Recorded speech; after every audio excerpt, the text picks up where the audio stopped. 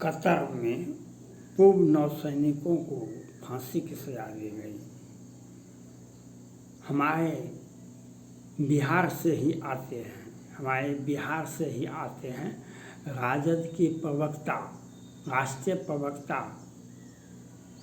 और राज्यसभा सांसद मनोज झा जी ने का वीडियो देखिए। आप सभी बिहार के सभी लोग देखिए और पूरे भारत के लोग देखिए। ये विद्वान भी हैं, प्रोफेसर भी हैं और बहुत अति सम्मानित व्यक्ति हैं। इन्होंने वीडियो पोस्ट किया है तो सब सजा दे दीजिए लेकिन फांसी मत दीजिए।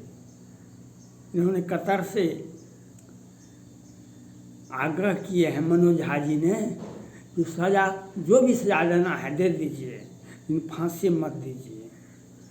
मनोज झा जी आपको कुछ भी नहीं कर सकते हैं, आप कहने के लायक नहीं हैं। लेकिन हम कतर के बादशाह से, कतर के प्रधानमंत्री, राष्ट्रपति कौन कौन चीज़ होते हैं उनको ये बता देना चाहता हूँ। आम आदमी हो, अमेरिका हो, ब्रिटेन हो, भारत हो, ईरान हो कि कतर हो, सभी आदमी का सीना 30 इंची से लेकर के 36 इंची तक होता है। सभी आदमी का सीना, छाती की चौड़ाई 30 इंची से लेकर के 36 इंची तक होता है एक जवान आदमी का।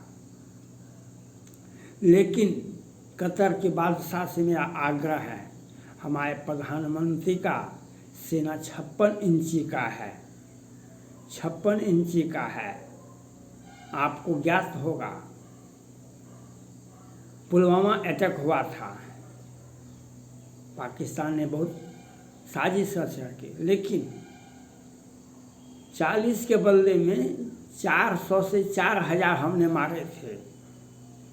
हमने 40 के बदले 400 से 4000 तक मारे थे। आपका एक छोटा सा देश है, देश नहीं है, जिला है, आपका नाम दे दिए हैं देश।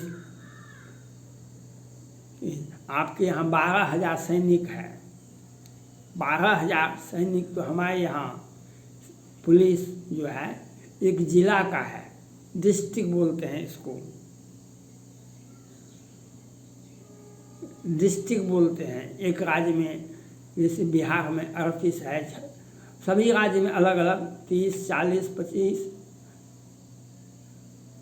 जितना बड़ा राज्य होता है उसको जिला में बांट दिया जाता है।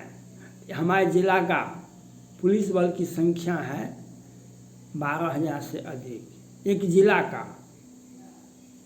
इसलिए कतर के बादशाह से आग्रह है जो आप बाइज्जत, हमारे पूर्व नौसैनिकों ने कोई अपराध नहीं किया है, आप हमारा पूर्व नौसैनिक ने कोई अपराध, आपने उसको काम करने का आदेश दिया, काम कर रहा था, आपके आदेश पर वो कंपनी वाले ले गए थे, आप उनकी सेवा अच्छी लगी इसलिए आपने सेवा में बनाए रखा इतना दिनों तक। उसके पहले भी वे काम कर चुके थे, लेकिन आपने पाकिस्तान के बहकावे में या इजराइल हमास के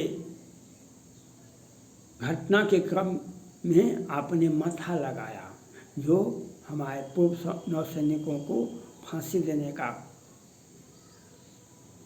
अपने निचली अदालत के आदेश से आपने उसको फांसी की सजा सुना दी।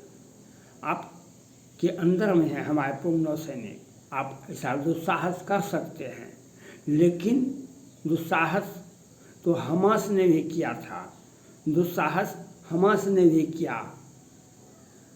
1500 से 2000 बंधक समेत 2000 इजरायली नागरिक, पुलिस, सेना मारे गए।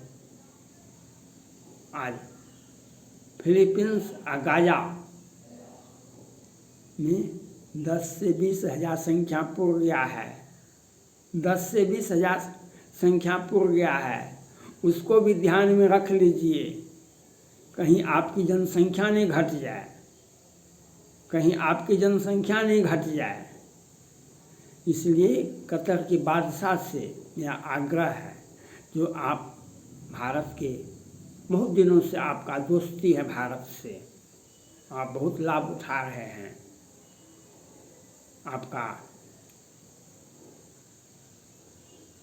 आपके यहाँ तेल निकलता है, तेल आप बेचते हैं, प्राकृतिक संपदाओं का आपके यहाँ भरपूर मात्रा है, लेकिन अनाज, फल फूल, सब्जी, हवाई जहाज़ का लैंडिंग, आवागमन ये तो नहीं होता है कतर में। तो तेल पीने से तो काम नहीं हो जाएगा। मनुष्य जीवन के लिए तेल के बाद भी बहुत कुछ आवश्यकता होती है, वह आपके यहाँ नहीं है, वह हमारे यहाँ ही है। हम वो करेंगे जिसकी कल्पना आपने की है, जो हम एक निर्दोष एक काम करने वाले पूर्ण सैनिकों को साजिश रच करके फांसी दे दिया। तो हमको भी साजिश रचने के लिए आता है, हमको भी साजिश रचने के लिए आता है, हमको भी वह समझाएंगे हम जो पुलवामा में हमने समझाया था। आपने पुलवामा, पाकिस्तान ने हमें पुलवामा संदेश दिया था, हमास ने इजराइल संदेश दिया था, इजराइल को संदेश। अब पुलवामा के बदले हमने एयर स्ट्राइक, सर्जिकल स्ट्राइक तो देख लिया, अब हमास के बदले में इजराइल का देख लीजिए। फिलीपींस और गाजा पट्टी में क्या हो रहा है, और उससे भी आपको कतर के बादशाह से आग्रह है, ऊपर भी देख लीजिए। दुनिया को, अमेरिका को भी धमकी, भारत को भी धमकी, और पूरे विश्व में तृतीय विश्व युद्ध करवाने वाले चाइना को भी डोकलाम, गलवान और तवांग में भी दिखा दिए थे। इसलिए आपको यह समझना चाहिए, कतर के बादशाह से आग्रह है, जो आप किसी भी परिस्थिति में बिना विलंब कीजिएगा तो बहुत लंबी कहानी हो जाएगी। बिना विलंब किए आप हमारे पूर्व नौसैनिकों को बाइज्जत इंडिया भेज दें। आपके देश में काम करने लायक नहीं है, जहाँ पर आतंकवादियों का शासन हो, जहाँ पर आतंकवादियों का अड्डा हो, वहाँ पर काम नहीं करना चाहिए किसी भी नागरिक को। यहाँ पर जिहादी, आतंकवादी, हिजबुल्लाह जैसे लोगों का संरक्षण हो, लश्कर-ए-तैयबा जैसे जिस देश में हमें संरक्षण हो, यहाँ पर पलता फूलता है, वैसे देश में जाना ही नहीं चाहिए किसी को। और काम करने के लिए हिंदुओं को या क्रिश्चियन को तो कभी नहीं जाना चाहिए था, लेकिन आप लोग इनको ले गए थे, काम करने का आदेश दिए थे, क्योंकि आपके यहाँ इंजीनियर नहीं मिलता, आपके यहाँ तो कोई भी तकनीकी व्यवस्था नहीं है।